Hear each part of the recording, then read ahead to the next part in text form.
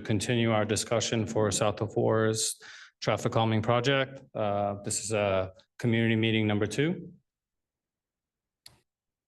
Once again, welcome. Thank you for joining us. I do want to elaborate that this meeting is being recorded. So if you guys do want to watch this, similar to community meeting number 1, it will be available on our website.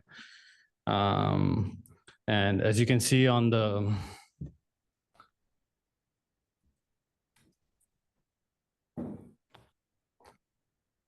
sorry.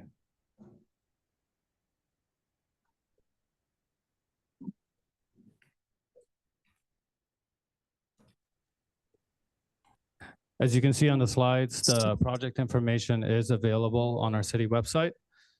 If you guys are not able to stay here the whole time, that's totally fine. Please email us and we can assist if you guys had any concerns.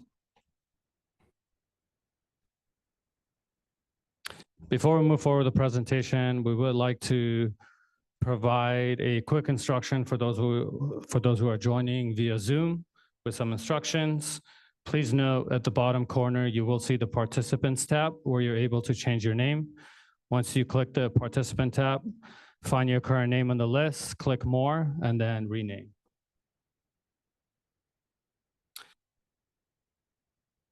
The raise hand function will only appear during the Q&A session. So if you don't see it right now, that's okay. Once we move forward with the questions, please raise your hand. I will recognize people, and then you'll be able to unmute your microphone to share your comments and questions. And lastly, anytime you guys have any questions or comments, please click on the Q&A icon and write your questions. Staff will be working to answer as many as we can during the workshop, and we will post the responses after. Just as a heads up, similar to last time, we will be posting a compilation of questions and answers online, hopefully sometime next week. As part of today's agenda, there's a couple items that we're going to be sharing with the public. One is introduction of the city staff that's here today. We're going to go over the study area again that we previously provided. We'll highlight meeting 1 summary and feedback that occurred on October 30th. Some of the summary will include going over the existing traffic calming measures that were implemented from 2009 to 2012. We'll go over the 2024 data collection results that was previously provided as part of the initial presentation. And we will also briefly touch on traffic calming treatment qualifications for each street as part of the study area. In addition, we'll talk about the traffic calming measurement toolkit that we use to confirm which traffic calming measures will be implemented for the different streets. And we'll talk about the effectiveness of different measures. We'll go over the preliminary recommendations, which we previously provided. We'll talk about the next steps, and then we'll open it lastly for open discussion and questions. As part of the introduction, my name is Ajmal Puyagar. I'm the Senior Traffic Engineer for our Traffic Division, and then I'll go ahead and pass it on to my colleagues. Hello, everyone. My name is Steve Chan. I'm the Santa Clara Transportation Manager overseeing the Traffic Division. Hey, everyone. My name is Chase Levasseur. I'm the Associate Engineer with the Traffic. So as you can see here, as part of the study area, the boundary is shown in yellow. There are about 12 streets that have been analyzed as part of this study area. The streets include Cecil Avenue, Dorset Street, North Henry Avenue, Westridge Drive, Doug Lane Avenue, Tyler Avenue, Cypress Avenue, Bel Air Drive, Herald Avenue, Brookside Avenue, as well as Forest Avenue within City of Santa Clara, in addition to Cecil Avenue. Please note that this project will handle the existing traffic conditions and not the future development project, such as Starbucks on Herald Avenue and Starbucks and Stevens Creek Boulevard.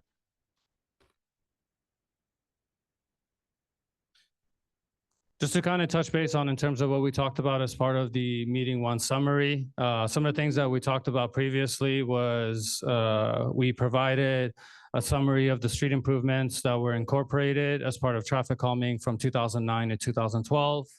We talked about the neighborhood traffic calming analysis using 2024 data. In addition, we talked about traffic calming qualifications such as for different levels of traffic calming measurements. Harold Avenue was the only street that qualified for level 2, level 3 measure, whereas all other streets only qualified for level 1. And lastly, we did provide preliminary traffic calming measures and intersection safety improvements for the neighborhood. As you can see here, the existing exhibit highlights the existing traffic calming measures that were installed as part of improvements completed between 2006 to 2012, consisting of bulb outs at 2 intersections, curb return radius reduction at various intersections, traffic circle at Cypress Avenue and Cecil Avenue, as well as the speed radar signal at northbound Harold Avenue. Also, general improvements included edge lines and center line stripings as well. These past improvements were designed to enhance safety and reduce vehicle speeds, and they provide valuable context and as we explore additional traffic calming measures for your neighborhood.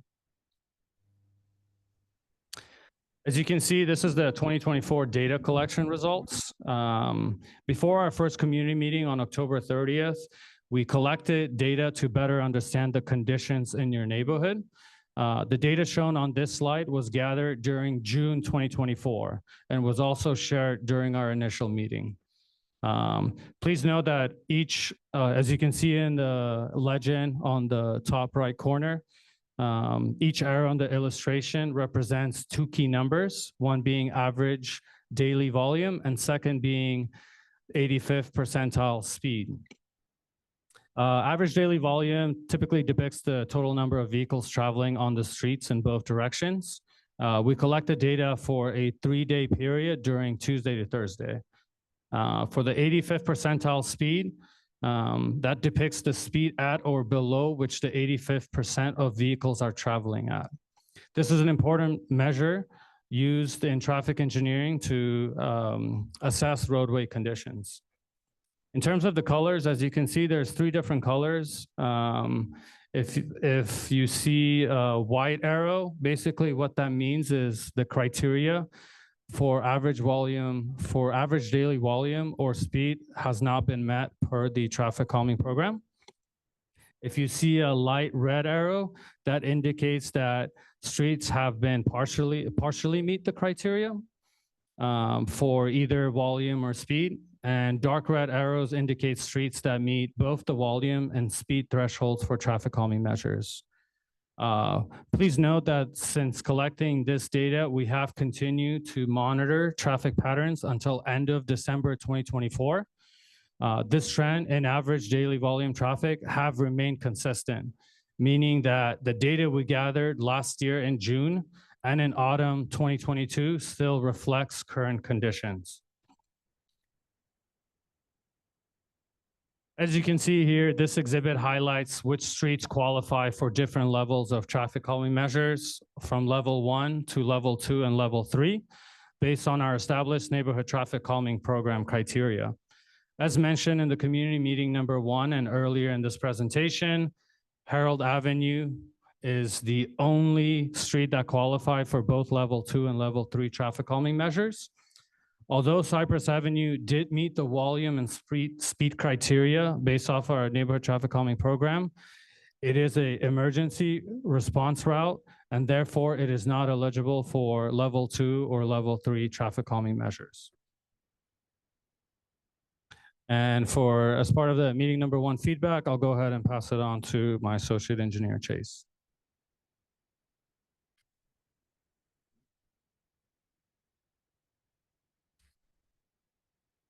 Good evening, everyone. So for this slide, we compiled resident feedback from community meeting number 1. And this includes emails and phone calls that we've received prior and following the meeting as well. I'll leave up these concerns and feedback on the screen for a moment for everyone to read through. We will go through it in more detail in the following slides.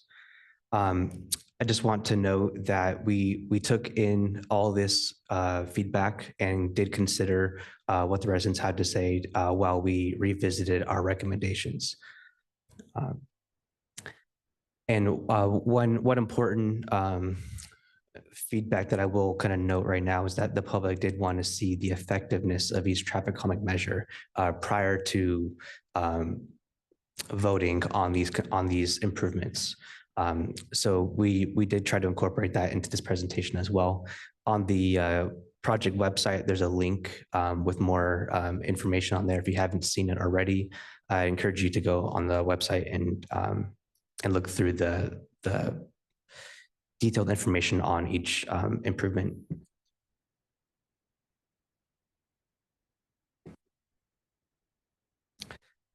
So on the next slide, we have the level 1 traffic calming measures from our toolkit. On the slide, you can see we have speed limit signs, pavement messages, radar speed signs, striping narrower lanes, higher visibility crosswalks. These are level 1 measures are generally passive controls. There are some additional level 1 measures that I didn't include in this table, but those measures weren't necessarily applicable to this neighborhood as well right now. So the same goes for level 2, level 3 measure slides. We omitted a couple of the options just to kind of keep the presentation more simple, but we did kind of look through all the options as well. So on this slide, we did want to highlight that we incorporated all the details that would be helpful in kind of the residents making some informed decisions on which improvements to consider. Some of the important columns here are the speed reduction, volume reduction, noise, and loss of parking, and access. Those are the most important for you to look at. The other columns are more for the city aspect, but the one that we'll be kind of focusing on that's more relevant to what the residents requested was the speed reduction, and that we'll kind of touch on in the next few slides. Next slide here is level 2 measures. Level 2 measures are more physical controls, but they're not quite intrusive. Level 3 measures will be more intrusive physical controls. So as far as level 2 measures, we have chokers, chicanes, gateways, and rumble strips. We'll have some images of these later in the presentation. So if you don't know what these look like, you can see these later in the presentation. And lastly, we have the level 3 measures. As I mentioned, these are physical measures, but they're also more intrusive, such as speed humps, traffic circles, intersection channelization, and diagonal diverters. And I just want to note here for the speed reduction column, we didn't put a range of anticipated miles per hour reduction. Rather, we put design speed, because you design the speed hump and the traffic circles with an intended speed. So people can go through them faster, but they're generally designed for a certain speed. So for this neighborhood, if these are under consideration, we would design them for a 25 mile per hour purpose.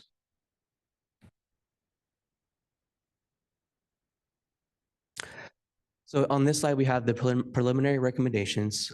It's similar to our last presentation. However, we'll go into more depth on the details that we kind of incorporated community feedback on the later slides. But just I'm not gonna go into details for this for now, because we'll jump into each intersection and roadway to kind of dive deeper into.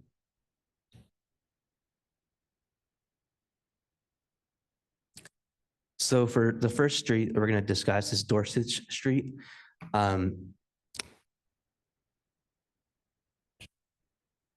We didn't necessarily receive any comments from the presentation on this street, but we have received speeding concerns along the street.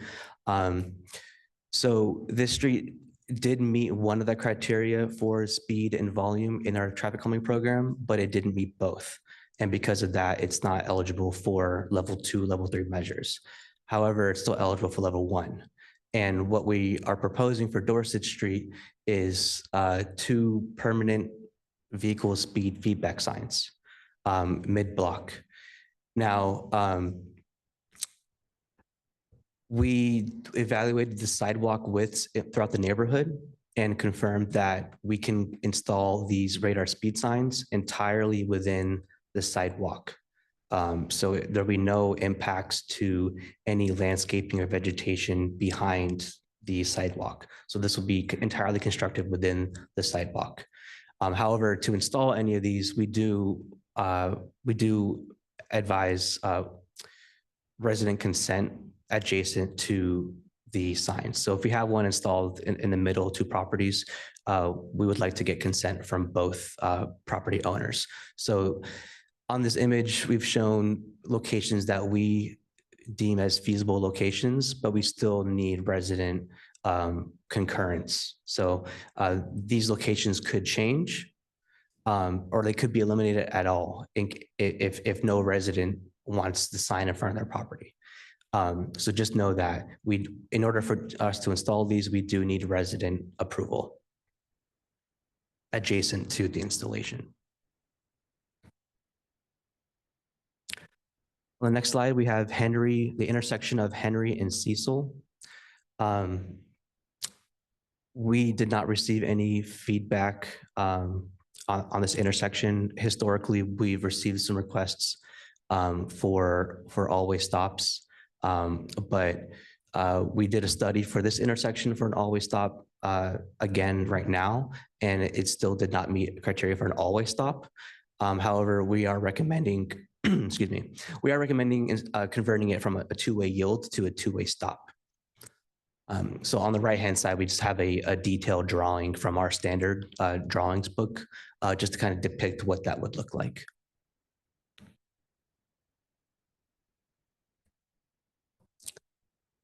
On the next slide, we have Westridge and Forest intersection. Again, here we did do an all-way stop study. This was also requested by residents during the previous meeting. It did not meet the criteria for an all-way stop, unfortunately, but it did meet the criteria for a 2-way stop. So currently, as today, it's a 2-way yield. So we would just be converting this intersection to a 2-way stop. Additionally, we also have received a request for a mini roundabout at this intersection as part of a traffic calming request along Forest Avenue. Forest Avenue itself did not meet the criteria for level 2 or level 3 measures. And a mini roundabout is a version of a traffic circle. And that's a level 3 measure. So we can install that along Forest Avenue. However, these options, they did not meet the criteria for our studies, but we're not planning to pursue them at this time. Frame it like that. The next intersection we have is Tyler and Cecil Avenue. This is currently a 2-way stop intersection. In the past, or in the previous meeting, we did get a request for a mini roundabout and improving street lighting. We looked at this intersection for an all-way stop and a mini roundabout as well. Due to the curb extensions on the northwest and south, or sorry, northeast and southwest corners, it kind of pinches the intersection, and we're not able to fit a mini roundabout or a traffic circle at this location. And we did do the always stop study, and it actually met this, the criteria for an always stop. So we're recommending an always stop at this intersection. The street lighting request is not something that we can handle, but we did pass this information along to Silicon Valley Power for their consideration for any improved lighting.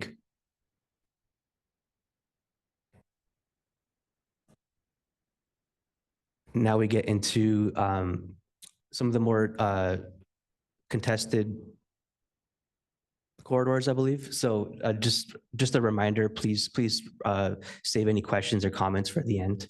I know there'll be a longer discussion on the next two streets for Cypress and for Harold. So just please hold your questions to the end.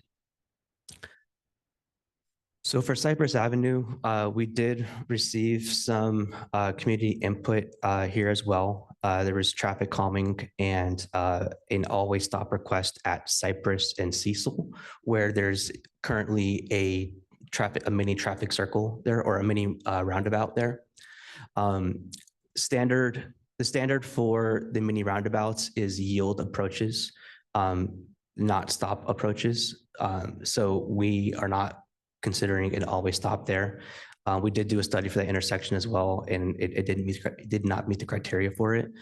So just further reemphasizes that it's going to continue to remain to be a yield intersection. However, there is some roundabout signage that can be installed to help provide maybe some more clarification for residents or people visiting the area passing through. So we will evaluate that as well.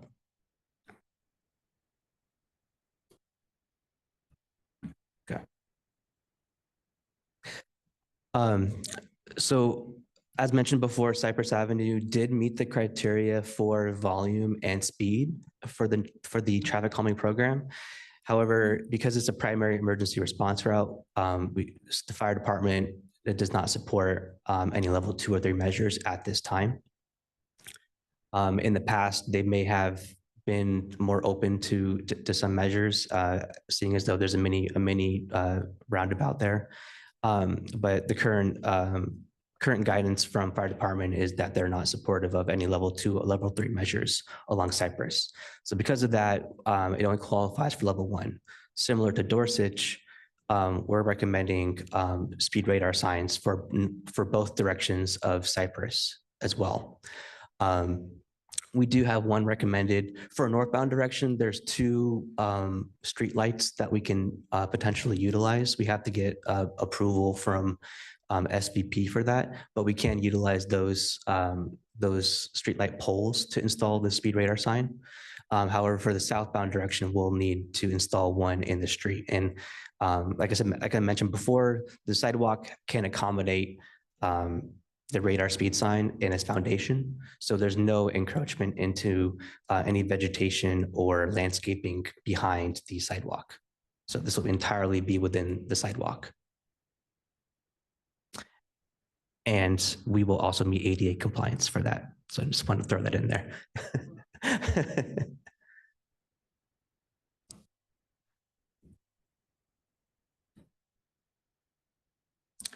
So on the next slide, we have the intersection of Cypress and Forest. We at the previous meeting and just in the historical feedback, we've received requests for an always stop, mini roundabouts, rectangular rapid flashing beacons, the bright yellow rapid flashing lights at crosswalks, and line of sight improvements like vegetation, trimming, red curbs, as such. So we studied the intersection for an always stop. It did not meet the criteria for an always stop. So we still recommend the 2-way stop control for the intersection. However, we will evaluate line of sight as part of that, as like if an intersection does not meet the criteria for an always stop, we always study for line of sight. So just to make sure that there is proper line of sight for this intersection. As I mentioned before, Forest was also received concerns for traffic calming. And as part of that, a mini roundabout was requested for Cypress and Forest because of the criteria in the traffic calming program. It did not allow for level 3 measures.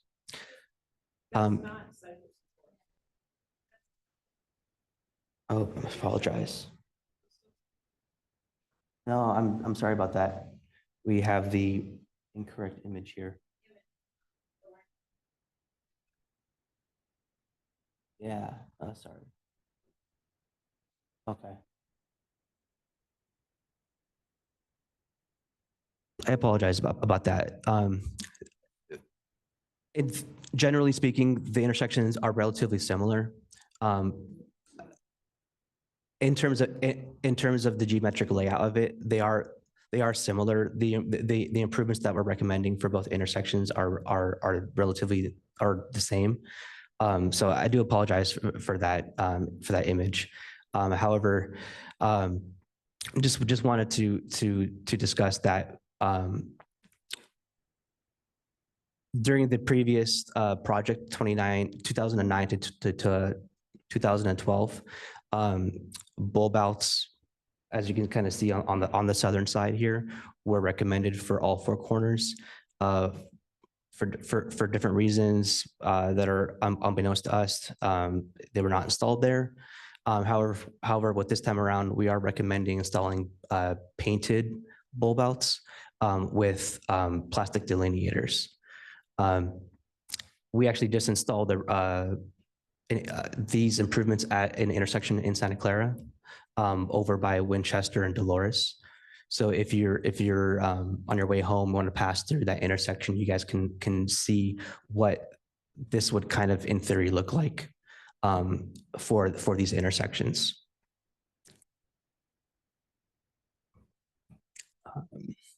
So with the quick build bulb outs, we do kind of see about a 1 to 4 mile per hour reduction.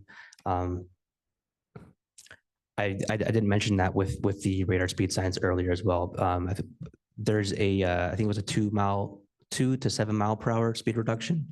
And just to kind of backtrack on that, that's in initial findings. As our traffic manager mentioned during the meeting number 1, that speed reduction can be seen in the long term if it's coupled with police enforcement. So I just want to highlight that as well.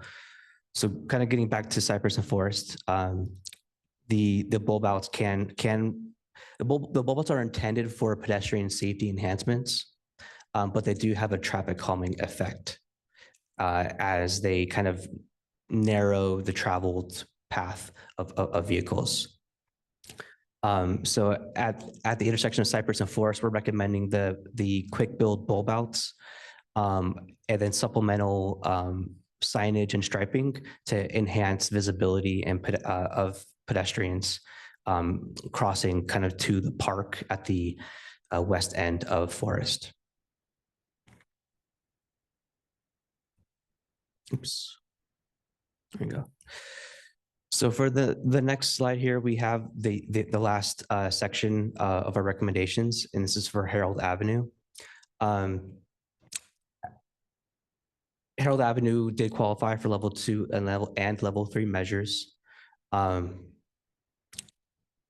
We evaluated different options for Harold, and at this time, the first recommendation that we're recommending for Harold is the vehicle speed feedback signs.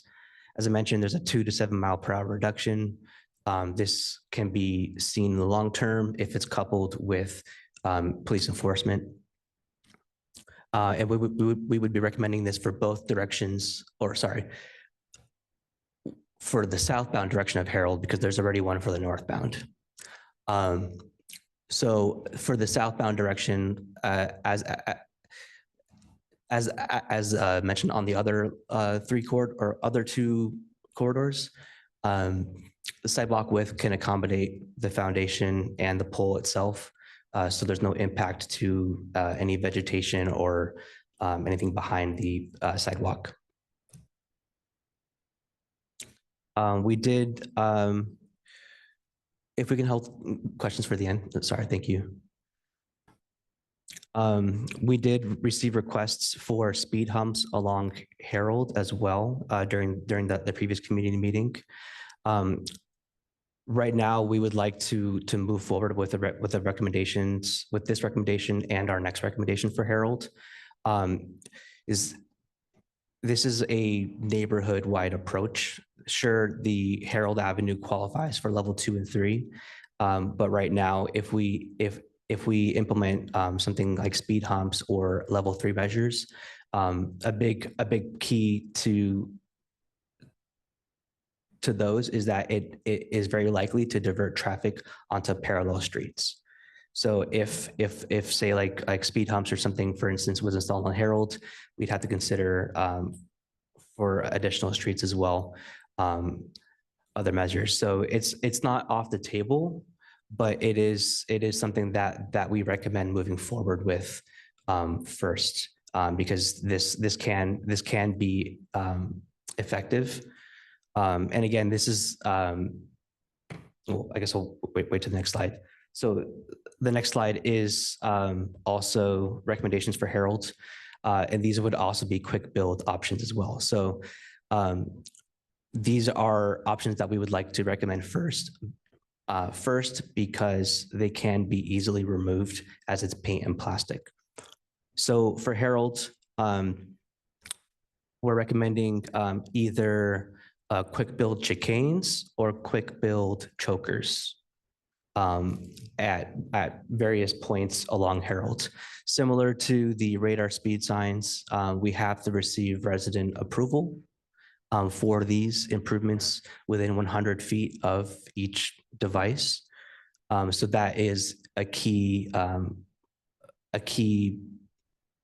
information to kind of keep in mind when we're voting on these.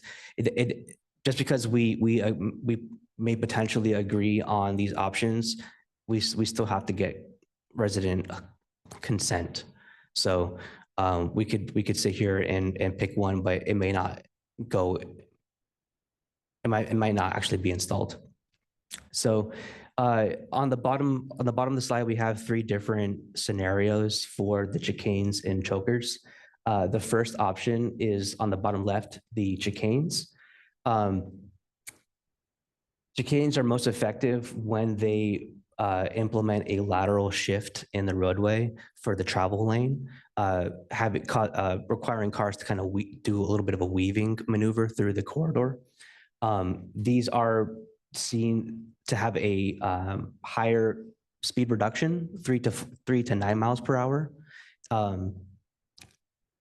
However, it does require removal of on-street parking.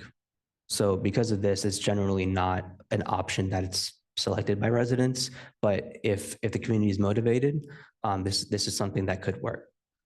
The next option is chokers, and this would require partial on-street parking removal. And the areas where it would require parking removal is strictly where the chokers are placed, because these would protrude from the curb into the roadway to the edge of the travel lane. So there won't be any lane narrowing, physical lane narrowing, but it'll be a visual barrier, a visual device that'll kind of visually narrow the roadway. And the last option would be chokers, or we kind of call these like a pinch point. These are kind of like a modified choker to where there's no impact to on-street parking. No parking will be removed as part of this option. However, it would reduce the roadway from a 2-lane roadway, 1 lane in each direction, to 1 lane within the chokers, and only allow for 1 direction of travel to pass at a time. So one direction would have a yield sign, and if there's any vehicles coming from the other direction, they would have to yield to that vehicle. In the bottom right, there's a picture of one that was recently installed in the city of San Francisco. I don't know if anyone wants to go on a road trip, but you can drive out there and you can see it yourself as well. I think we have the location. We can share that information at a later time. Yeah, so with this last option, the materials that would be used for this implementation would be a mountable curb. So it's not necessarily a 3-foot tall delineator as seen in this image right here. And the purpose is to allow for people to open their doors and be able to get out of their vehicles.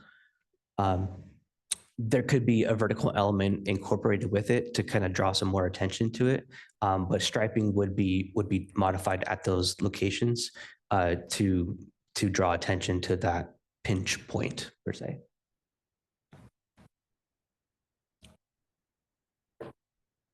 And the last slide before we kind of open this up for discussion is the intersection of Herald and Forest, and this is the proper image this time. So again, the recommendations at this intersection fall closely in line with the intersection of Forest and Cypress.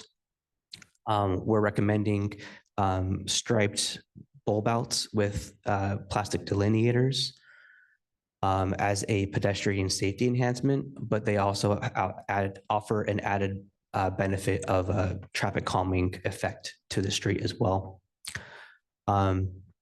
And then high visibility crosswalks, since there's none there today, and supplemental pedestrian warning signage to draw more attention to the crosswalk. So we received requests for always stop, mini roundabout, rectangular rapid flashing beacons here as well. We did perform the always stop study. It did not meet an always stop warrant. We understand that there's a slight curve of Herald north of Forest. So because the always stop did not pass, we are also looking at the line of sight to see if any red curb or any vegetation needs to be added, removed. Vegetation removed, red curb added.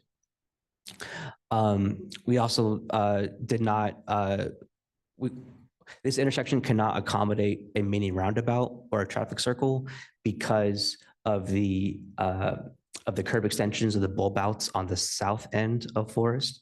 So for this reason, we can't consider a mini roundabout or a traffic circle at this intersection or at Cypress and Forest.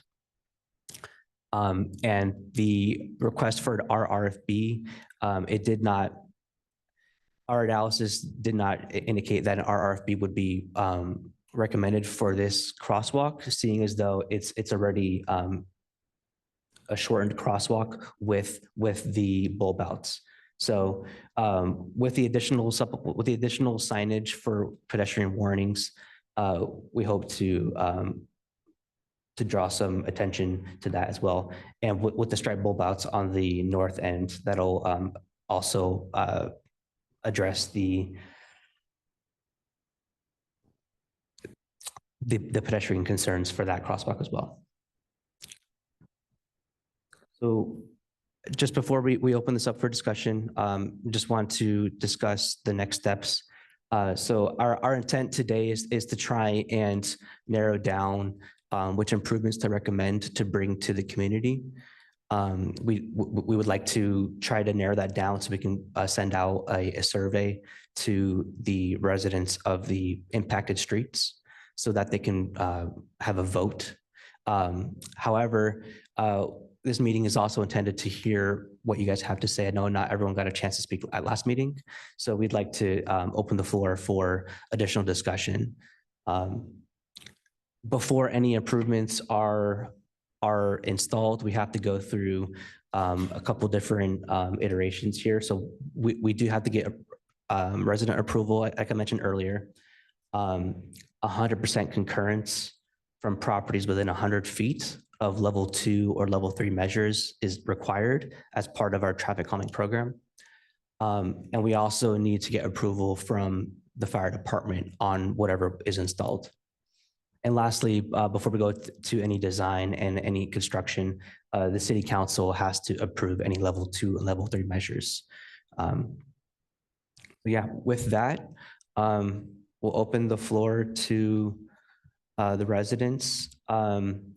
We'd like to try and keep this to at least an hour if possible. So we'll open the floor to people in here in person and online as well.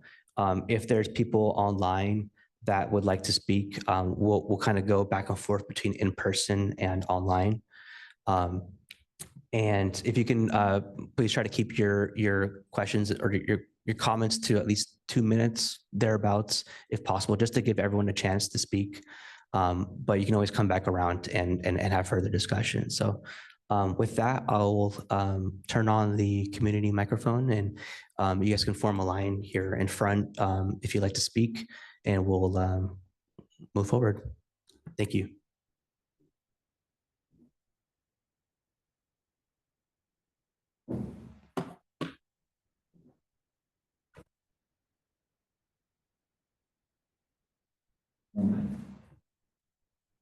Hi, sorry, I'm Cindy Baldonzi, and I actually live on Harold Avenue at 109 and own the 2 properties, 109 and 133, where you're proposing to put the speed sign between my 2 properties there. First off, I can tell you right now, I am not going to allow that. Reason why is because I've lived there for 33 years on that street. And you have had the speed sign down at the other end for people who are coming off of Stevens Creek. I have witnessed the traffic becoming excessive.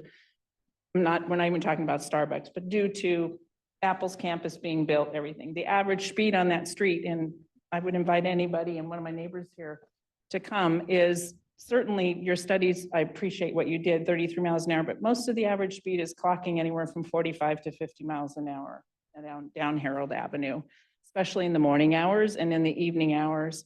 The speed sign is great because it just gives people, in my opinion, and we've witnessed this several times, the ability to see how fast they really can go down the street. So coming from the north side of Harold, and they approach that little curve that you guys were mentioning, they come through that intersection, which we'll talk about next.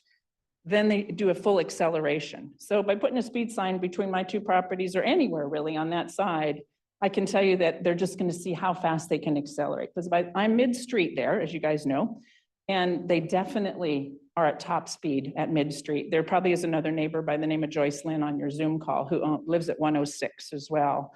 So, and she's had her property equally as many years. When we get to the intersection of Harold and Forest, I was actually the one in 2017 that started the proposal for the 4-way stop. The reason why is because I was witness to over 14 accidents at that intersection, some of which were very horrific. That is a crazy intersection. It's a blind intersection.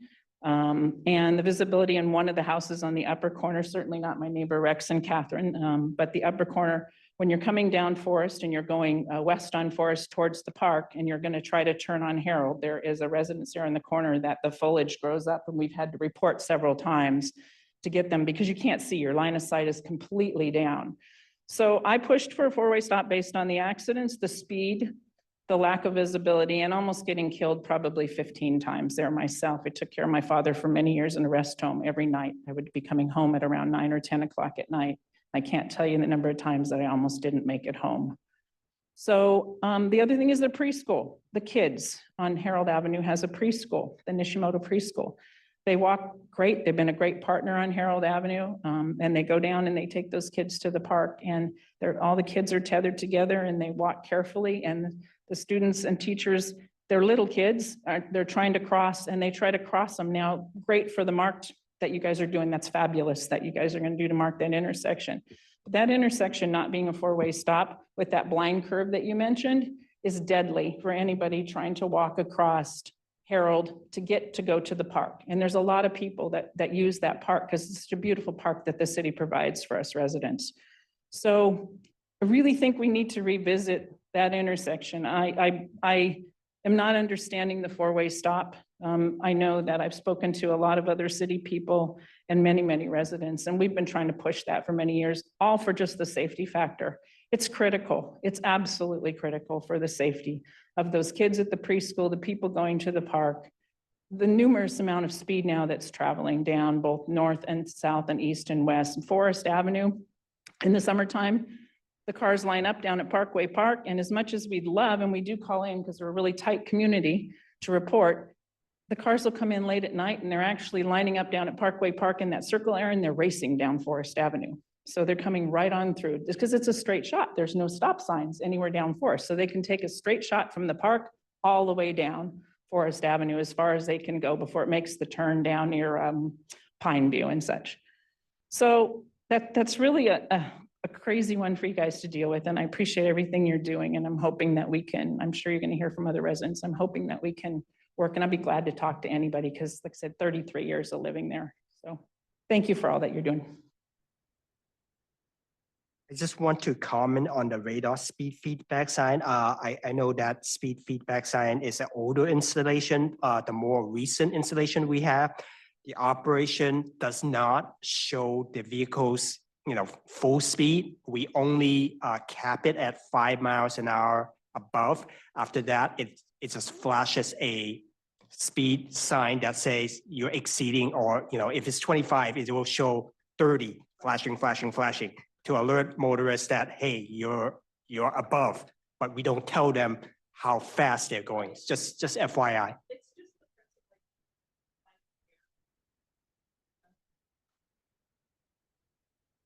Yeah.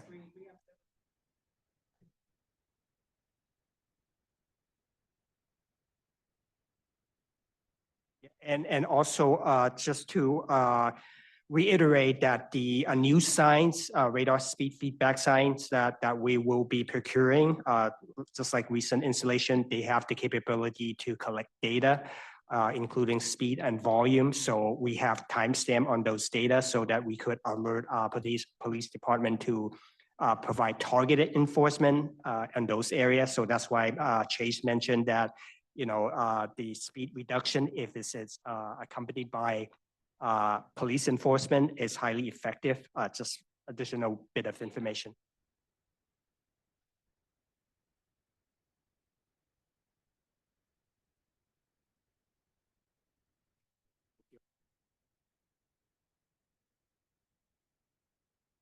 I'm actually living on the southwestern corner of this intersection. First, I want to apologize to you. There's somewhat conversation that's going on over here because of my hearing. I have a little bit catching some of those. So if I actually repeat something that's been said over here, I apologize for that. Okay, so I live in the house since 2015, and the year after there was an accident before the two-way stop sign was put on. Okay, and the car apparently was running from the east, on the east side and going westbound from that intersection. And then that car actually ran through the iron gate. We have a new iron gate built, and they ran into the gate and then landed in our front yard. Luckily, we have a big tree, we have a iron gate to protect a house or people from the incident. So of course, after that, we have a two-way stop sign, put it on. But then I actually also brought attention, like in the last meeting, was the line of sight on that four corners. And all neighbors are really into, vegetation. They like to build trees. And I also noticed that city crew that came out to actually trim in one of the corners. I don't know if they will trim mines or not. Maybe I should request next time, have the city come out to trim my trees like once every 2 months or something. I don't know, but I just want to bring that attention. And I don't know, with this solution, how are we going to solve that problem? The line of sight problem. Okay, and then the other thing I want to bring up is, now we recommend is, I have a question. Right now we have a speed sign here. Is that the same that is recommended to put it up? Those two?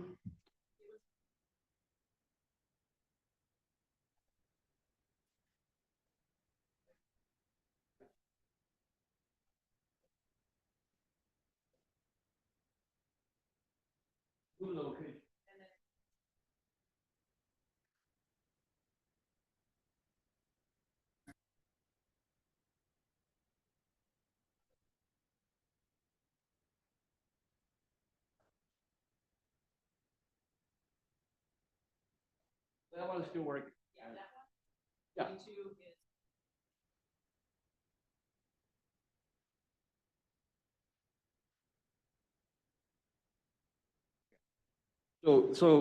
And according to what I saw earlier, so with that speed sign, it reduced about 2 to 7 miles per hour. Right. So what's the average speed of traveling on that street right now? 34 minus 2 is still 32, so we're still speeding. And 32 minus 7, luckily, we just hit on the mark, 25, right? And I'm not feeling comfortable with that. Because I know for a fact, people are speeding, even with the sign there, they're speeding. 15 mile is like what I see most of the time. So 15 minus 7 is still 43. Wow, that's still a lot. I live on that corners. Our window see outside the corner, and I see the street like speeding down both way all the time. 32 miles, hardly ever I see a car that's traveling at 32 miles. Okay, and just for fun, I just want to share my observation with the city over here, right? So those two signs, I'm sure it's not going to work. It's not going to solve anything. Okay, it's just based on my personal observation, my wife's observation, sitting at the corner, looking out the window and see the tree coming up and down the street. All right. So I just want to share this with you and then see what we can do. All right. Thank you. And thank you, Rex. So you brought up a few points there, and I think one of them, what I kind of I guess can summarize would be like, what's the long-term plan to address visibility with regards to vegetation at the intersection of Harold and Forest? Is that correct? So we will be working with our community code enforcement team, sorry, not community service, our code enforcement team. We have intersection visibility standards with the city. So if certain types of vegetation is being planted within a certain area from the face of curb, those plants have to be trimmed or removed. So we will work with our code enforcement teams as part of all the intersections in this area. As we mentioned, we're going to be looking at the intersection visibility. So we will be asking our code enforcement team to enforce those city standards for we call it a clear zone. So we can provide that link on our project website as well for that standard drawing for what the clear zone should be at an intersection. But it's up to our code enforcement team to kind of enforce that, but we'll work with them for that. And also you can make that request directly to the My Santa Clara app so that it goes directly to our co-enforcement. So it doesn't relay to us and delay the response time. No.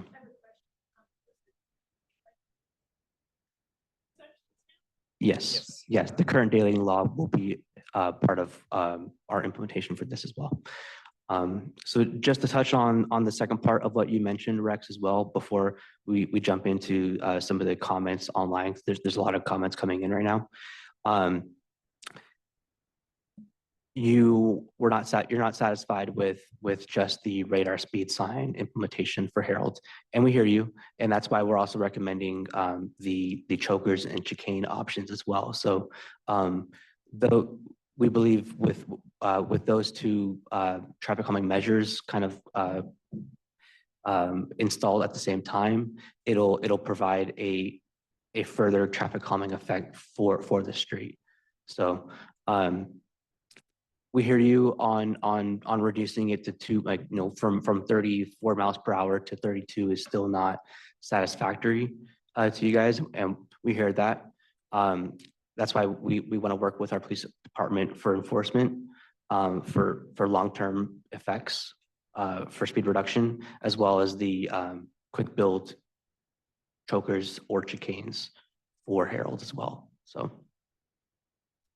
you mind if I do? So I just wanted to kind of jump in. I believe someone might have had their hand raised as well. I'm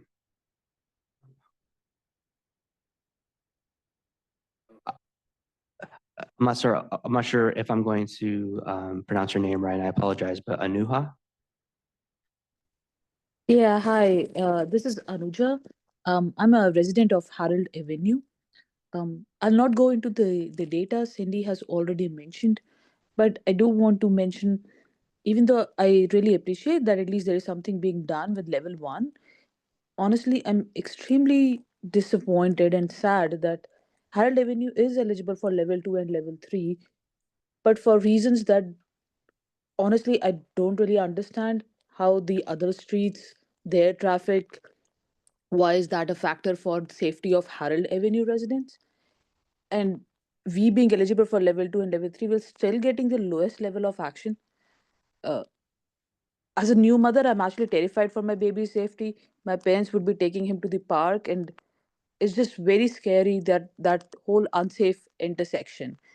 And what's even further sad is that everybody, all the Harold residents, non-Harold residents who go to the park, everybody has mentioned that it's a very unsafe intersection. But still, I don't know what study it is. What else is going wrong there? It keeps coming up that four-way stop won't be done. Like, it's just extremely frustrating. All of us, like, there is not one person who is saying, who uses that area, that oh no, it's not needed. Everybody who uses that an intersection is clearly mentioning without any doubt it's unsafe, we need four-way stop. So it just feels like the minimal is being done for Harold.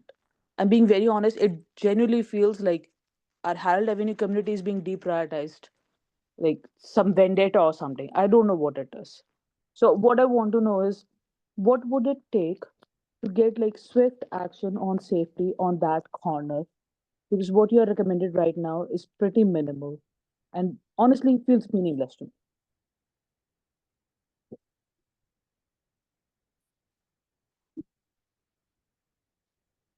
Thank you for your comment. So I want to bring up, can we bring up the choker? So we are recommending improvement at the Harold and Forest intersection. Let us bring back that slide again.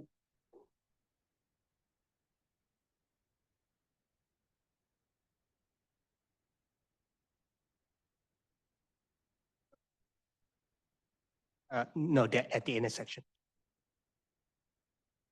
So for the Forest and Harold intersection, we are proposing to do a bulb out, essentially similar to the south side, that narrows the crosswalk crossing distance to facilitate pedestrian crossing activity. As mentioned also earlier, the four-way stop warrant is not met at this location.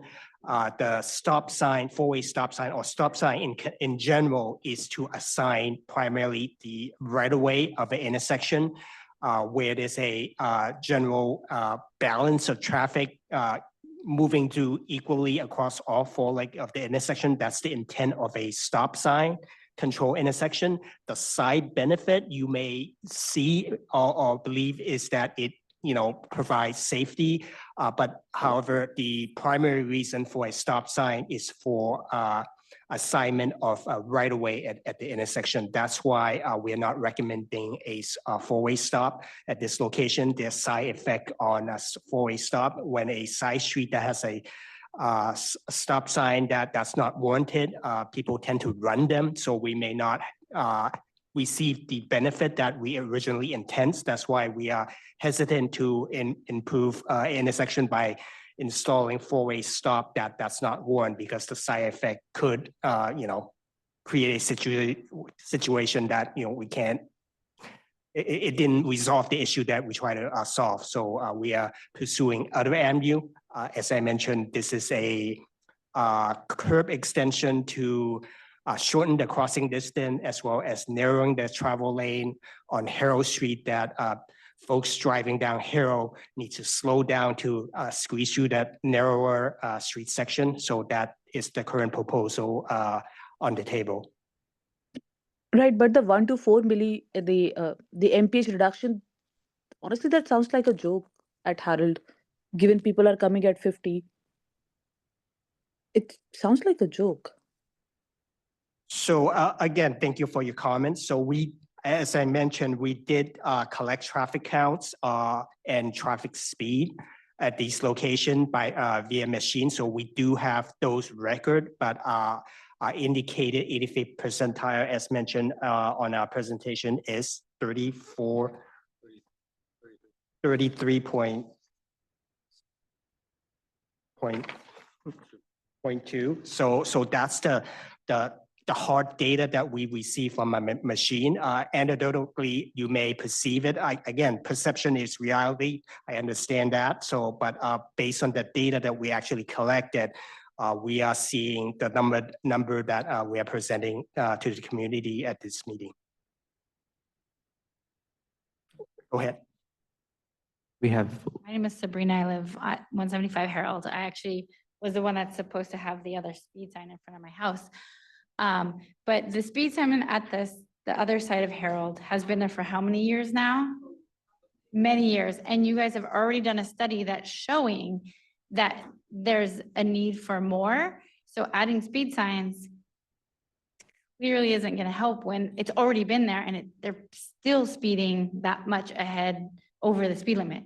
So if the speed sign's been there telling them that, why just add another speed sign? That's not going to do any good.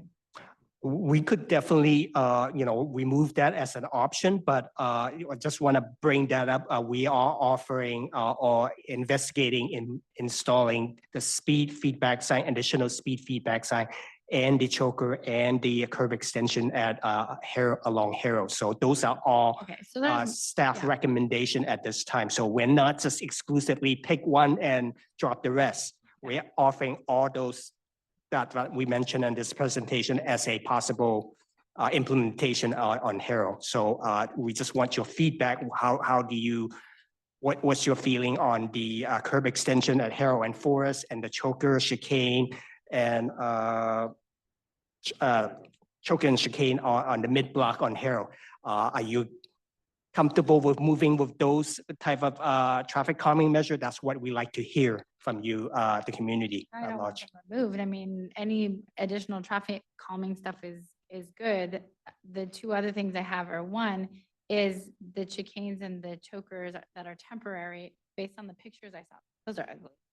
I mean, they're ugly. So unless they're gonna be replaced at some point, if they work with something nicer, I don't want to see those ugly, whatever things out in front of our house. I mean, they're just not good to look at. And then my other concern is you guys said that speed humps would divert traffic.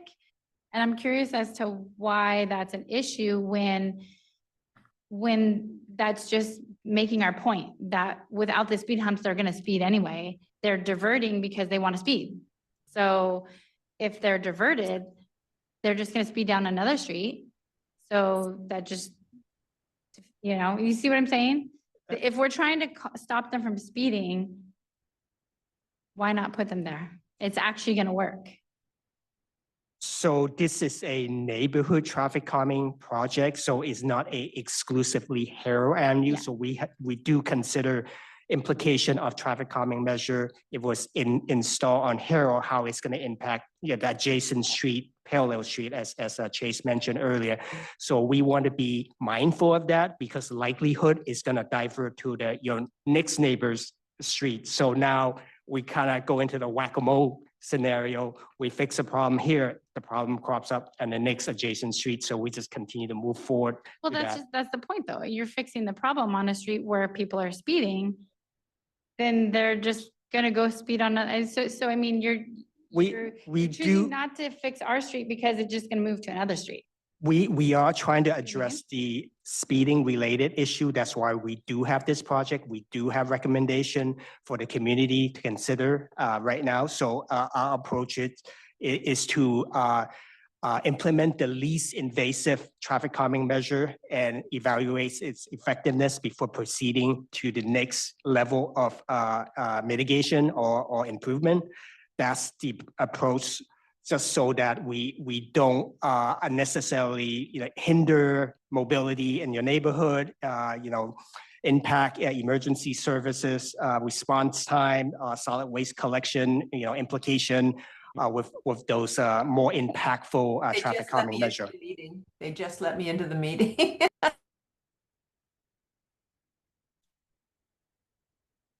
That's all I had to say.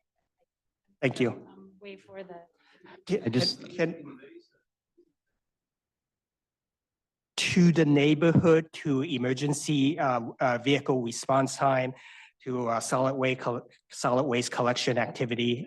That's the type of impact we would have if we have speed hum and traffic circle and level 3 traffic calming measures.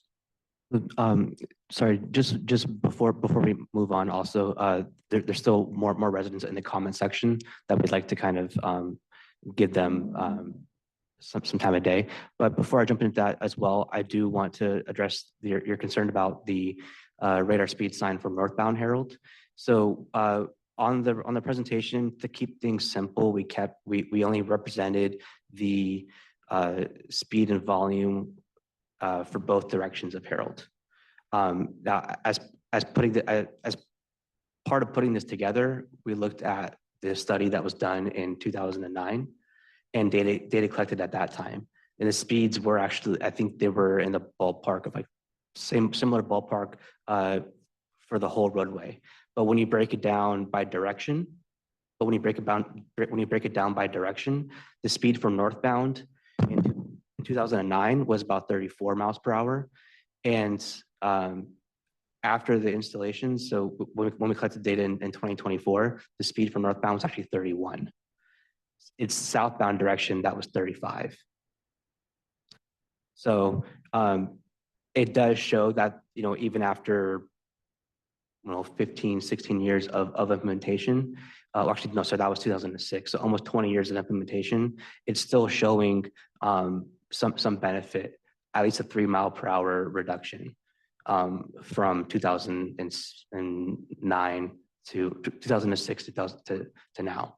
So there is some benefit to it. It's not that it's not going to be effective at all.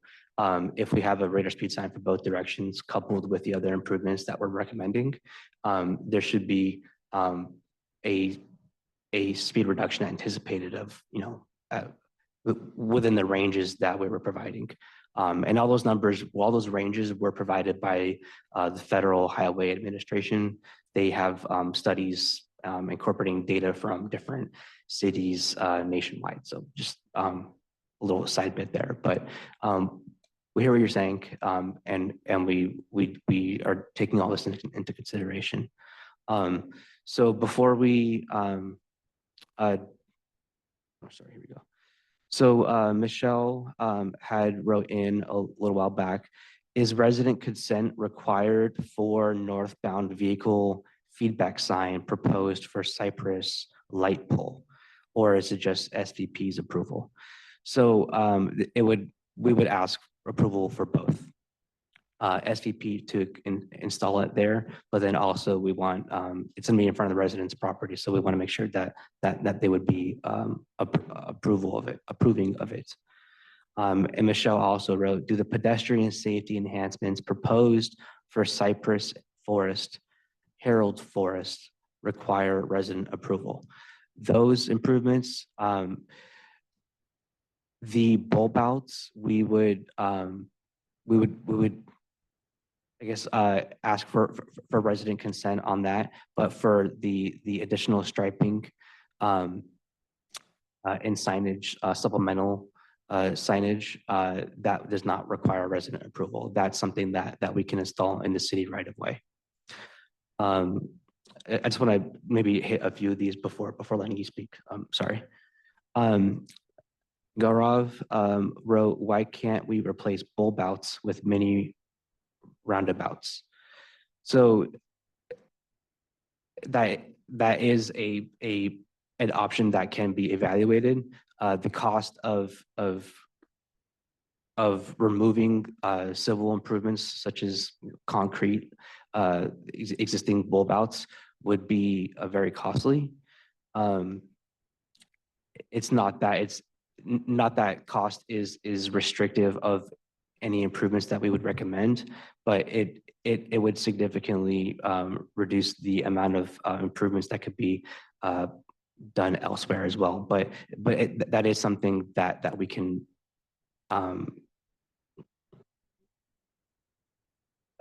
consider. And then one more resident, and we'll jump into public comment here as well. SC resident commented, is speed information from the speed signs taken recorded? If the benefits of speed reductions begin to erode over time, will there be traffic enforcement?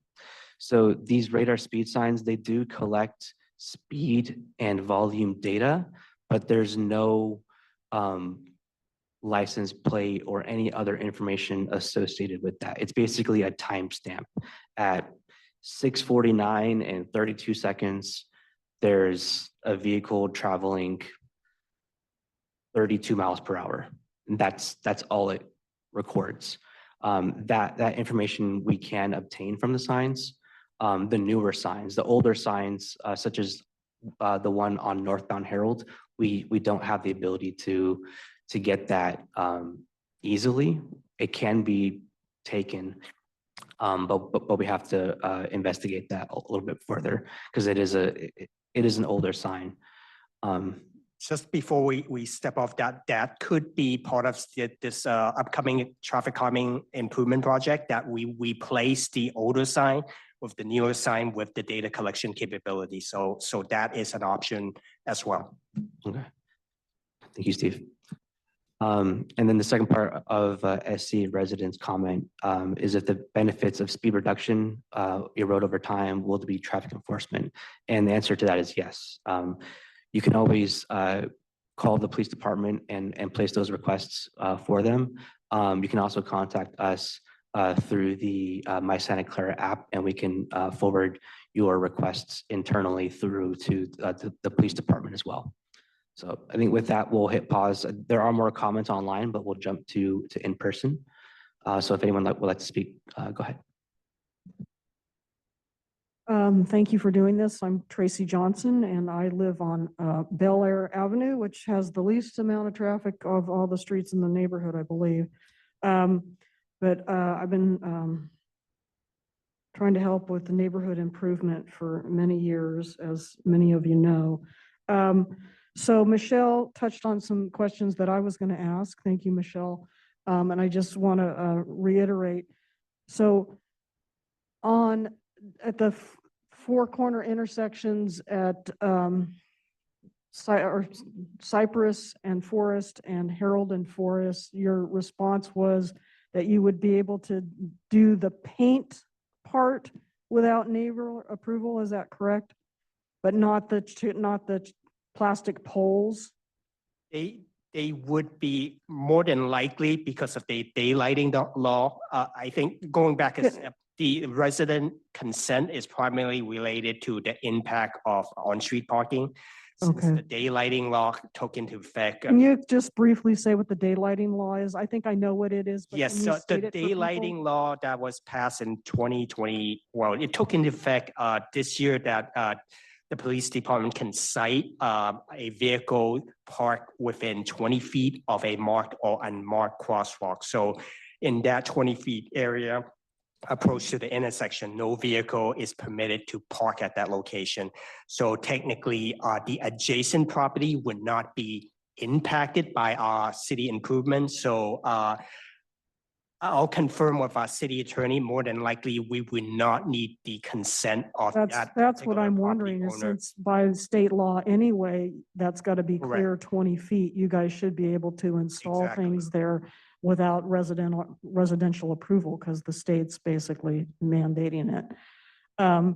So, and the other thing that you've been talking about a lot is the quality of the new radar signs. So yes, if you were going to do radar signs on Harold and Forest or replace the existing one on Harold, to me, that sounds really appealing that they would collect better data and that you'd be able to retrieve it remotely. Is it like Wi-Fi capable or something like that? Or is it if you're getting speed and volume off of a radar sign, a new one?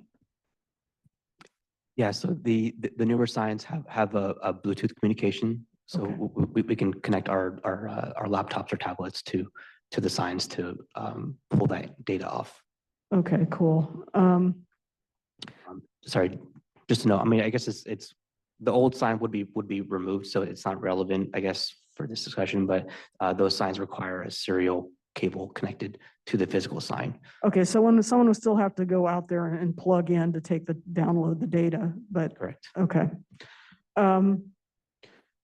Okay, so in my discussions with neighbors and, walking the streets for many years on Harold Avenue, I will be honest, I don't think the neighbors will approve the installation of the chicane option or the choker options in front of their house because they will lose parking spaces.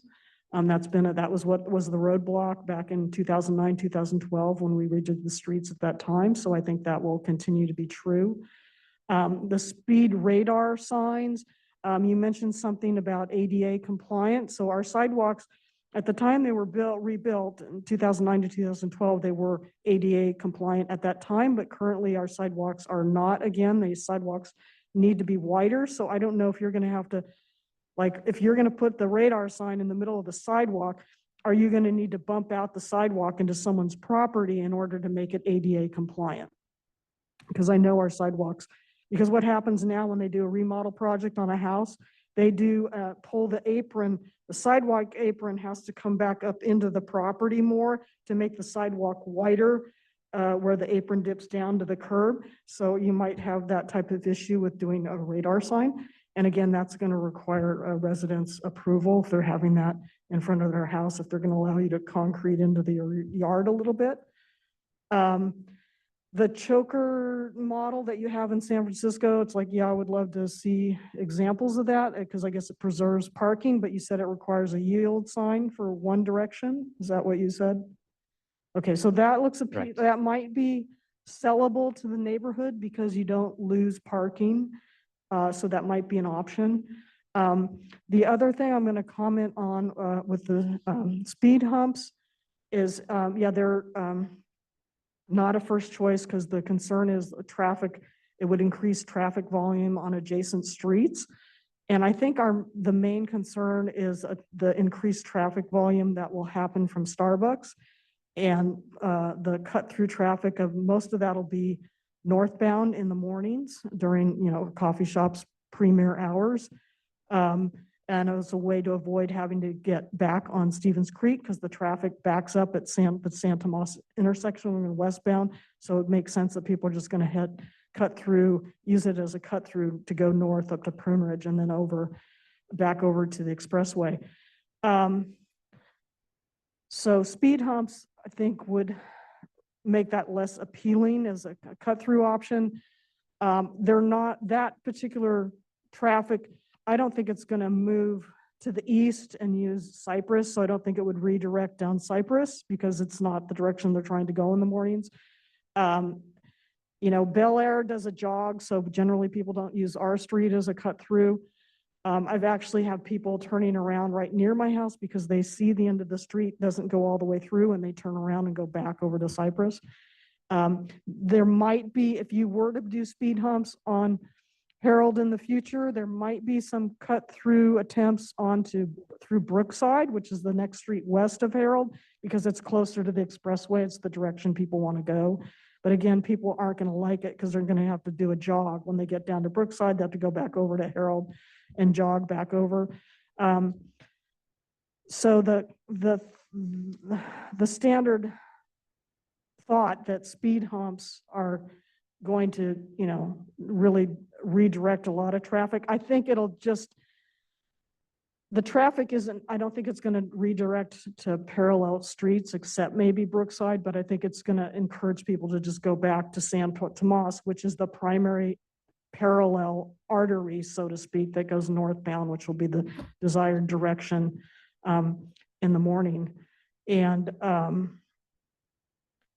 so, yeah, and I would just love to see if, oh, the other thing that I believe Cypress has a center stripe down the middle, but Harold does not. Would a center stripe down Harold maybe help to slow things a little bit? I don't know. I'm just putting it out there.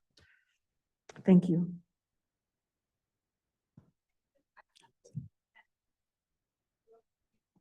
Sense here is that I've lived here for 12 years and it's just a tiny bit frustrating that we're doing all this now right before Starbucks is built when we're just gonna have to do it again after Starbucks is built. I think you guys are hearing a lot of Harold Avenue, and I'm sure it's on your computer too. I think, we're a really close neighborhood, all of us here, and Harold Avenue residents, everybody knows everybody on the entire street. And I think, like Tracy reiterated, the speed humps are the things that we've been hoping for. And we know that they will work. I mean, we're the residents living here. What doesn't show on paper, we're seeing on asphalt every day with cars, and we see that speed. And I know your traffic studies are great, and I appreciate all of that. And we appreciate working with you guys to help us solve this problem, because God knows I've been at this for 7 years along with Tracy. So it's really important that I realize that you think the diversion, like what Tracy was saying. One of the other things I wanted to mention is people aren't going to cut off a Brookside. They're coming down San Tomas, and as we know, San Tomas has gotten a lot more congested because NVIDIA, Apple, everybody's trying to get down there in the morning. So they see Harold as a straight cut, and they know Brookside isn't, but they also can't turn on Brookside because there's a divider there on Stevens Creek. So, and they also see the end of Brookside. They know that that street is going to force them to turn right again, then go up to the intersection of Forest and Harold and turn left to get to then turn to go straight down to Prune Ridge. What they see Harold as is a straight shot. If I'm a commuter in the morning and I want to come off of Stevens Creek and I can see a straight shot, I'm going to take that shot down Harold Avenue because I'm trying to make it my 10 minutes. I'm going to be late for work. I'm going to speed down Harold, okay? And I don't because I live there obviously, but I'm going to speed down Harold and I'm going to come through that intersection of Forest and Harold, which you're hearing all the dangerous things and the concern of the residents on that as well. I'm going to see these wonderful painted things on the street that you're going to put. I'm sorry, I lost my hearing in one ear, so I didn't quite hear the name of it. And I'm going to go right on through there because it's paint on the street. I don't care. I'm late for work. I'm going to go. Visually, it works for the traffic studies, but mentally in the morning when you're trying to get to work and stuff, you're going to go. Okay, so you're going to blow through that. If you have speed bumps and you have 2 speed bumps, they're going to realize that, like Tracy was saying, it's going to slow them down. Then we have the people that are going to be coming out of Starbucks because it's going to force the traffic onto Harold. That's the way the plans are. Fine. We're okay with that. But now we're forcing them on Harold, and now they just got their coffee and their barista was late and everything, and they got to get to work and they're going to be flying down Harold to get down there. So they're going to blow through that intersection at Forest and Harold, make that slight curve. It's not a bad curve. And then they're going to come up to Prune Ridge. And that's going to be an issue also because it's going to start backing up more and more cars on Prune Ridge. But that's something to deal with, not in your guys' repertoire right now. I think what we're concerned about is between Harold and Forest and slowing them down as they come out of there. So we're asking really, I know the residents have been really enforcing with, it would be great to have lights and the painted and the walkway at the intersection, something to protect the residents that adore the parks and stuff like I spoke about earlier. But the key thing is those speed humps, and we know that Starbucks is on board with helping the city pay for that, which is a huge expense and it's great, would make us at least get some hope that it will try to calm that traffic down. It's a hope, okay, versus some pain at the intersection if we can try it. What happens if it doesn't work? I imagine those speed humps can come out and then we can revisit it. I mean, it's asphalt on top of asphalt, right, guys? So I appreciate it. Thank you. I just want to clarify, and we're not just proposing paint on the grounds. So there is a element of vertical element to these improvements. So it's not just paint. There's a physical barrier. A bit is not a bola that you're going to crash into. Right. It's a flexible element, but in general, vehicles don't want to hit any object on the road, obviously. So we are including vertical elements for these It's what, chokers, chicanes, it's what curb was just put extension. in Winchester and Dorset, right? Something like that. Yeah. It could be more robust, as I mentioned on this particular slide. On the aerial of a picture of San Francisco, what you don't see, that gray, marking is actually a curb that raised above the pavement. So it's a physical element that a vehicle would not want to drive over. Thank you. Thank you for, because it's hard to tell by that. But my other question is, so are those is that a new thing for San Francisco? I mean, it sounds, Santa Clara doesn't have it. So we don't It have any is studies. evolving. Traffic calming measure and techniques and practitioner are figuring out developing new traffic calming measures. So that's why we are endeavor to update our traffic calming policy. This is kind of a side topic. As part of this citywide effort, we're developing a Vision Zero plan. As part of that plan is to update the neighborhood traffic calming policy because it's as everyone knows, it's kind of dated. So we're gonna update our practice, Right. update our procedure to meet the community's To see if needs. it's a better solution. Yeah, exactly. Is there any constructive data? I mean, it's too early yet because San Francisco put that in and we don't have any studies of cars that have traveled at higher speeds if they're coming down the road and obviously it's forcing into a one-way in both directions. Yep. Accidents head-on, cars hitting that raised up Mhm.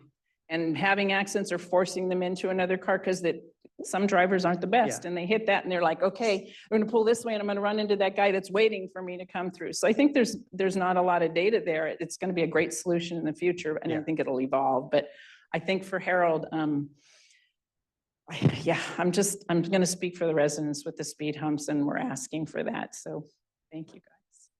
Thank you. We have some additional comments online. I'd just like to go through a few of these before we go back to anyone in person. Thank you. So the first one here we have from Liz. She just wanted to echo concerns about the four-way stop at Harold and Forest. Just goes on to say that there are safety issues with that intersection and does not feel safe for people who don't have the same reflexes to kind of dodge vehicles. And at the end, she asked, hoping you can share again why the four-way stop is not being considered. So for an always stop study for an intersection, there's various components that we look at as part of the study. So some of those categories are volumes, collision history, if there's schools, parks nearby, if there's any other geometrical like curves, skewed intersections, different alignments that make it a unique, not your ordinary, perpendicular intersection streets. So with all that considered, it did not trigger the recommendation for an always stop as part of that study. And as my traffic manager mentioned earlier, that stop signs are intended to assign right of way rather than be implemented as a traffic calming measure. And actually, there are the manual for traffic calming devices for the state of California specifically states that stop signs shall not be used as a traffic calming measure. So that just further reinforces that it's intended for right of way at intersections. It may reduce speeds at the intersection. So if pedestrians are crossing, cars will be stopping, supposed to be stopping. So it'll reduce speeds at the intersection and in close proximity. But there's also studies that show that stop signs that are installed for traffic calming purposes actually reduces or increases speeds mid-block after and before the stop signs as people try to make up for lost time or for various reasons. But there's noted studies that do indicate that stop signs that are not warranted and installed actually increase speeds away from the intersection. So that's just another point I'd like to make for that. I see Gaurav has his hand up. I do want to just read through one or two more comments before going to you. Michelle commented, what criteria does the Cecil Tyler intersection meet to go from a two-way stop to an all-way stop that Harold does not meet? I don't have that study in front of me, so from the best of my knowledge, best of my memory, for that intersection, there was reported collisions at that intersection, and also the skewed approaches to the intersection. The intersection's in the middle of an S curve, so that in itself creates an unsafe scenario, and there's line of sight, physical line of sight issues that we can't necessarily install, say, like 100 feet of red curb in front of someone's house because we can't they can't see. So those kind of factors are incorporated in the always stop studies as well. And then just one more comment to go through before we go to Gaurav on Zoom. SC resident stated, it seems the neighborhood traffic calming program uses a scoring system for the installation of level 2 and level 3 measures, one of them being % of vehicles exceeding the speed limit. If so, how much do they need to exceed the speed limit by to account as a point? And can the data from the signs be, excuse me, and can the data from the signs be looked at such that level 2 and level 3 measures can be looked at as a result of the number of speeding vehicles? So just to kind of tackle the first part of that question and comment. So the neighborhood traffic calming program has a set number of 33 miles per hour that triggers the criteria for the speed. For volume, there's another set of criteria that it needs to have a minimum number of 1,000 vehicles per day and a maximum of 3,500 vehicles per day. So if the street, if the average daily volume falls within that 1,000 to 3,500, it satisfies the volume criteria of the traffic calming program. Now for the speed, we look at the 85th percentile speed, as my colleague, my supervisor mentioned. The 85th percentile is the speed at which 85% of vehicles on the roadway are traveling at that speed or below. So it's not necessarily a point system. Does it meet it? Yes. Does it meet it? No. So the 85th percentile is a critical number that's used across various traffic engineering studies and initiatives. So it's a key number that we use. It's highlighted for the traffic calming program for a reason. So it's not necessarily a point system per se, but it's just like a yes or a no. And the second part of what your comment was. And the data from the signs, from the radar speed signs, be looked at as a result of the number of speeding vehicles. I think the question for that second part is, can that additional data, if it was installed, support additional traffic calming measure to be installed?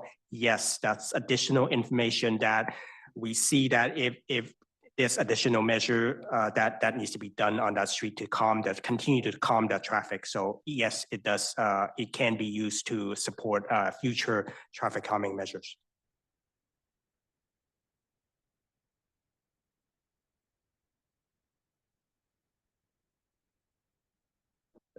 Sorry, if you don't mind stepping to the microphone. Arrow actually has an issue with the cut-through traffic. Mhm. Channel Mall. I think we all agree on that, right? Is this calming project, assuming that's a given, or is trying to actually help reduce that problem for us? This project is to develop to provide traffic calming for the South of Forest neighborhood. The source of the cut through is not really at question. It's just we're trying to solve the result of the cut through. But that's what I'm asking. So it's a given. It's a given that it's going to have cut through and want to calm that traffic down, right? It's not going to help reducing the cut through. It may not, because obviously the traffic calming is to decrease vehicle speed. We are not putting prohibition from turning, or putting restriction to access to your neighborhood. So likely would not result in reducing the total number. If a driver decides that he's going to drive down that road every day going to work, is the traffic calming program or a measure installed on Harold going to change that? More than likely not, but it'll encourage them to drive slower. That is the intended result, that because they may be having to drive slower, they may consciously make a choice to go somewhere else that may be faster. So we can't guarantee that, but the objective is to slower vehicle speed on the neighborhood street in South of Forest. The other question, I think, at the very beginning, I think this coming project, we know the Starbucks is in progress right now. So is that all not being considered with this scope of this project, right? It's not. Correct. Starbucks, as part of their traffic analysis, they graciously offer to support our traffic calming project. Whatever traffic calming measure we decide, the neighborhood concur or concurrence from the neighborhood, they're willing to contribute funding to install those improvement. Could be radar speed feedback sign, could be the choker, could be the curb extension. Maybe if we go down this route of going to speed hump, if it results in a speed hump, they would contribute funding for that. So they are contributing funding for whatever improvement that the city determines it's appropriate for South of Forest or specifically Harold Avenue. That's how they have carry out their contribution.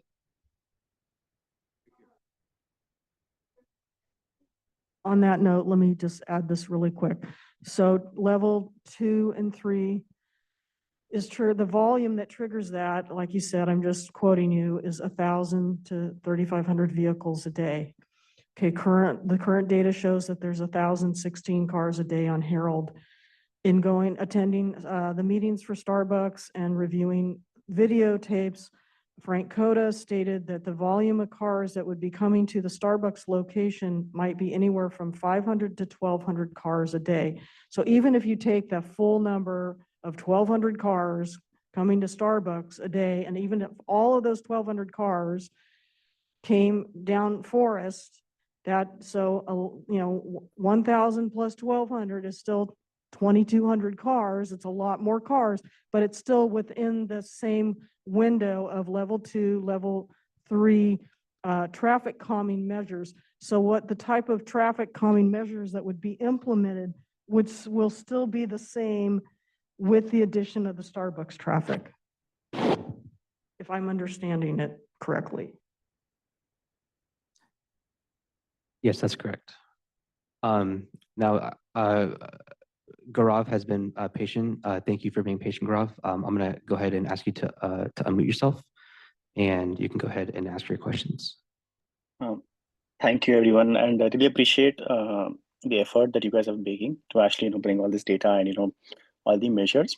I have 3 quick points to make. One, I think these chicane chokers and the choker version 2 definitely looks interesting, but I think there is some conflicting data or like information. I think when Sabrina asked the question, we mentioned that they're going to be painting and plastic. When Cindy asked the question, I think someone replied that it's going to be like a concrete block.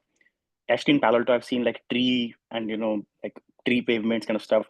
So would love to see more realistic pictures how it will look. And it seems it's going to be different than one that is on Winchester. So would love to see more concrete data. Otherwise, I think neighbors are going to just reject this proposal completely. Second, it seems like just want to echo that speed hump seems to be solving this problem. In response to Sabrina's question, officials, you guys actually accepted that this will solve the problem for Harold, but will lead to issues on other streets. But I think I want to echo Cindy and Tracy's point that I think it's going to just divert the traffic to San Thomas, which is the point of view where that's where the traffic should be. That is, I think, solving the issue in my opinion. And I think Tracy raised a very interesting point where we're practically going to double the traffic. And I think the current measures are probably not going to make it through as is, it seems like, with the kind of discussions we're having. And the third question I have is, what's the review cycle here? So what's the next step here? Suppose we go through partly what we have on the table, Starbucks comes in, will we review 15 years later? Because that's going to be unacceptable to me. Like, so what's the plan now? Thank you, Gaurav. So to kind of touch on the last point, at least. So next steps is we would like to hear from the community which options that we would like to pursue to kind of bring to the rest of the neighborhood. As far as 10, 15 years down the line, right now, this is a project that we are looking at the neighborhood at a snapshot in time, as if we've received resident concerns along every street and every intersection in this neighborhood, and are doing a neighborhood-wide look at this. If, say, after the improvements, a year down the line, 6 months down the line, 6 years down the line, you have concerns, you can always bring comments to the city, and we can evaluate the roadway or the neighborhood at that time if the concerns are seen throughout the neighborhood. But as of right now, we're just taking a snapshot in time. We're evaluating the neighborhood as a whole, as kind of a proactive look at the neighborhood. And yeah, so in the future, we're not planning on doing this neighborhood-wide study every 10 to 15 years. We'll take them as the concerns come in. But if it's like a more of like a neighborhood-wide kind of concern, that's something that can be revisited at that time. And the other two. Yeah, to be honest, that seems a bit short-sighted if you guys see it, because Starbucks is like gonna happen, we know that, and in a year the data is substantially gonna change. Tracy already mentioned it. We're gonna at least have 500 more cars, so it's gonna be 50% increase. So like it seems like we are saying that let's do what we have, and you guys come together and do another kind of community awareness, and then probably with a couple of years of effort, we'll be sitting in a similar roundtable with Starbucks data. And I think more severe measures would be taken as you guys will gather more data.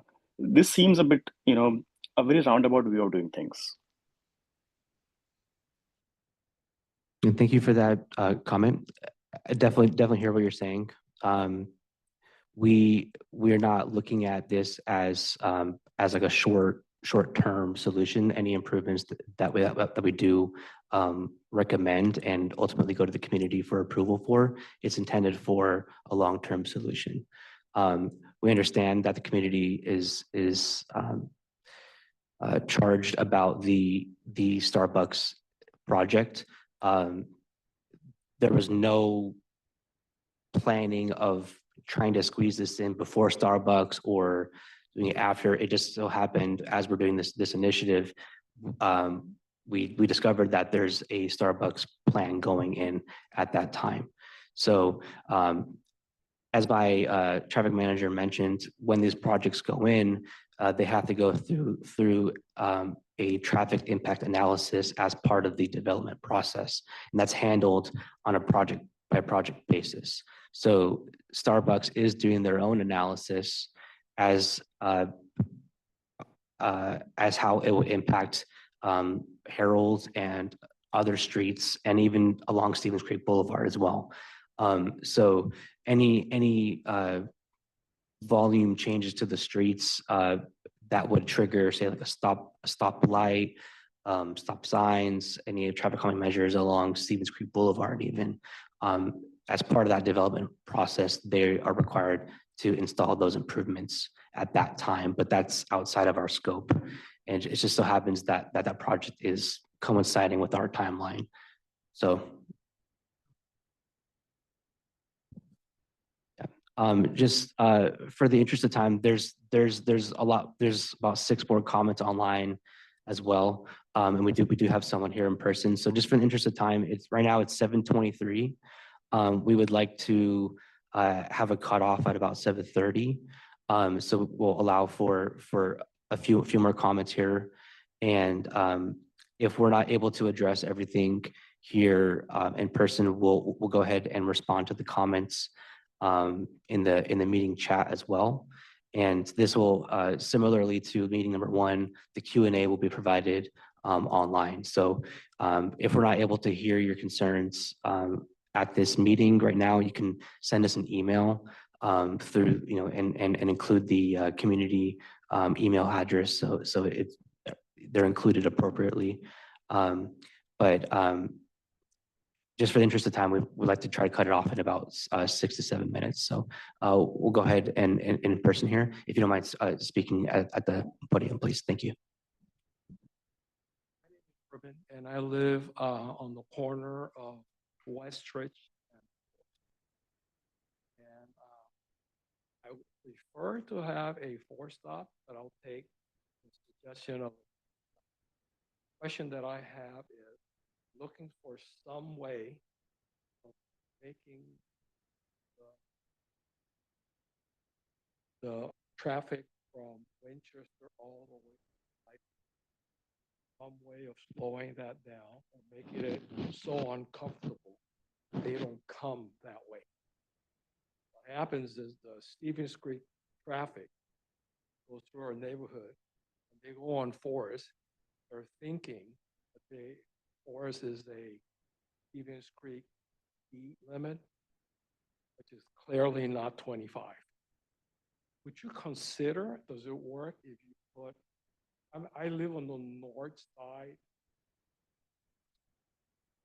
put like the sidewalk, that's slow down the traffic. That help? First thought was to put speed bump, but not speed bump, only put speed bump from the corner of West Richmond Forest, Cypress Forest. Then don't put it across, stagger it up going westbound.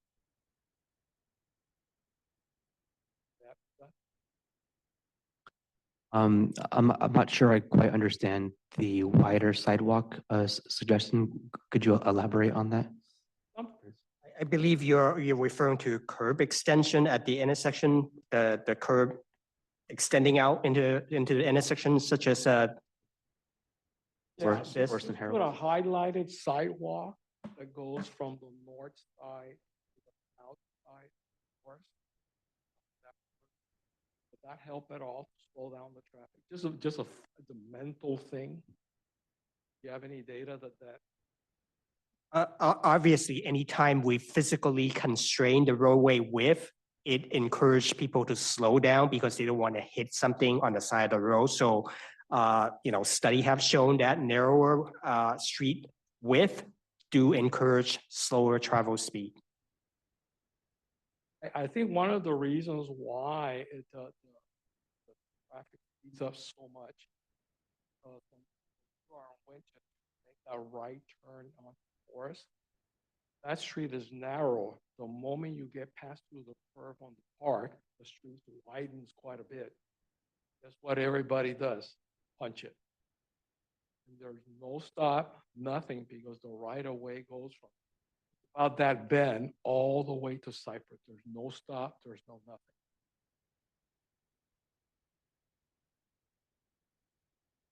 The other thing is being on the corner on Forest and Westridge. I've had traffic that's coming so fast and they're making a right turn. They've hit my 2 trees on that corner. And I've lived there since 1984. December of 90, I've seen that tree hit 3 times. So I'm looking for anything just to slow down, just to make it inconvenient for the drivers just to go into our side of the neighborhood. Thank you for your comment.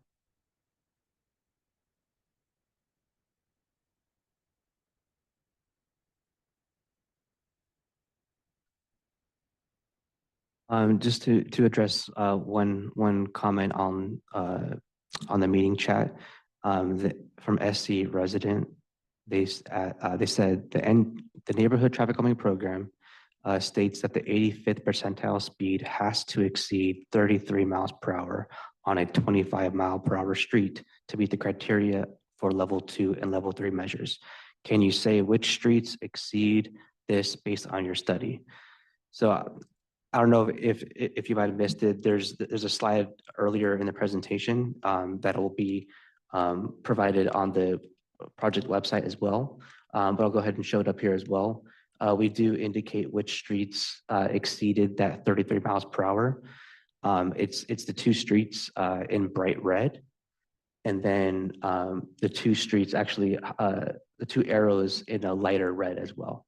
So those 4 streets did exceed the 33 mile per hour threshold in the neighborhood traffic calming program.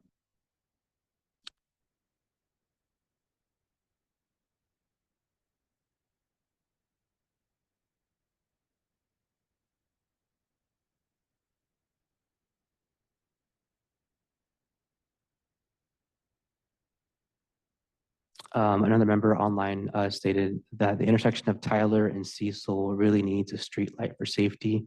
It's a dangerous intersection. We did forward a request to Silicon Valley Power, since they would be the ones to provide street lighting to power street lights in our city. So we did place a request with them for evaluation.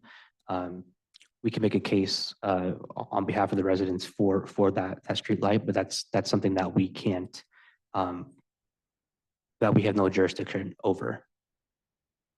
The traffic department. Another resident, Wendy, mentioned, has there been a study with a volume of pedestrians or only vehicles at the intersections being discussed? So at the intersections, we only collected vehicle volumes. With regards to pedestrian counts, we don't always collect those, especially in residential areas for visibility, for privacy concerns. We've had a lot of them actually stolen and damaged. So our contractor does not like to install them in those areas. However, for our studies, we always assume that there's a higher volume of pedestrians. Whether there's 20 pedestrians or 50, it's not going to change what recommendations we make for pedestrian safety.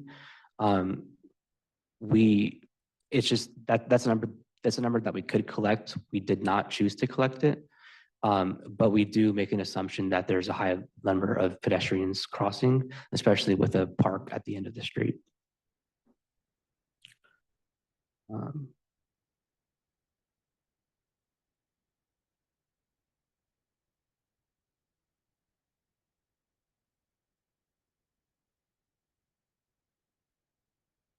Wendy also commented crosswalks with lights to alert oncoming traffic when pedestrians are crossing. These are very effective. They are.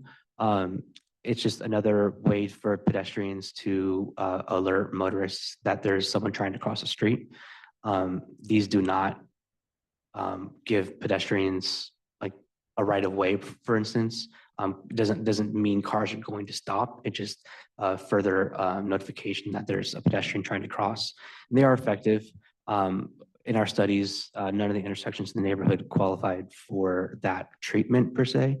But the existing curb extensions or bulb outs at Harold and Cypress at Forest do provide a significant safety enhancement for reducing the crossing distance for pedestrians.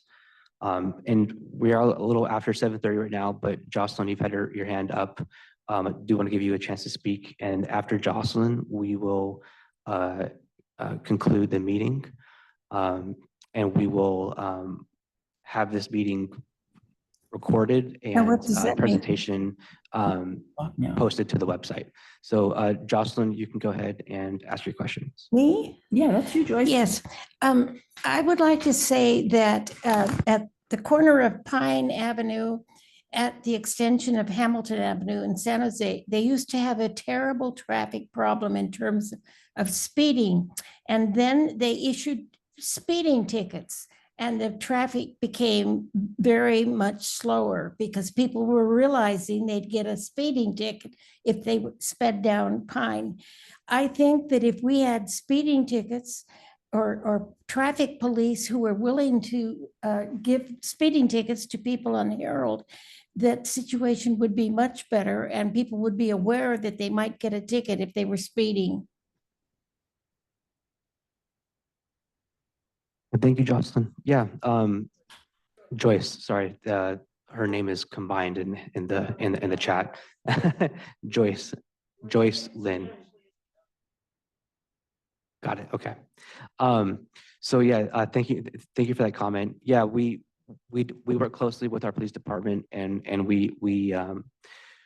they have their own roadways of targeted enforcement. We also pass along targeted roadways for enforcement as well. So with this project, we understand that residents want to see prolonged enforcement, and that's something that we work with our police department. So we'll definitely work with them on what they can do.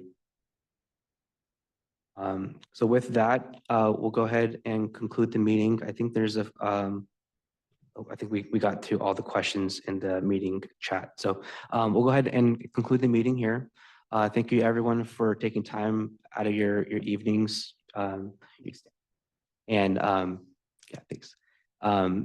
Sorry, we'll just go through the next step. So we do want to hear from the community. There's obviously a lot of concerns throughout the neighborhood, and especially along Harold and the proposed recommendations. But we would like to ask the community to kind of get in touch with us.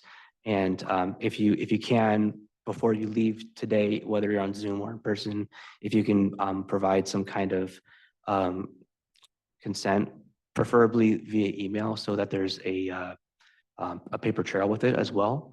But we do hope to hear from all of you for your consent with what we have so far, and additional comments and questions that you do have. And I think we are looking for next step to move this along to, select a preferred traffic calming measure for implementation. So we would like to move towards, setting all the impacted resident in South of Forest neighborhood with a survey of the various traffic calming measure we talked about tonight, and also include more realistic information, pictures of the of those measures, so that you could clearly see what they involve, and there's no misunderstanding that it's only including one piece of what we intended to do. So it's clearer to everyone that what we're trying to do is not just paint. We are doing not just one measure, but we are doing multiple measure on certain streets. So just want to have everyone understand with clarity what we're trying to do and weigh in accordingly to best fit their needs within this neighborhood. Thank you, Steve. So with that, we will conclude the meeting. For those of you in person, if you did not sign our meeting sign-in sheet, please do so before you leave.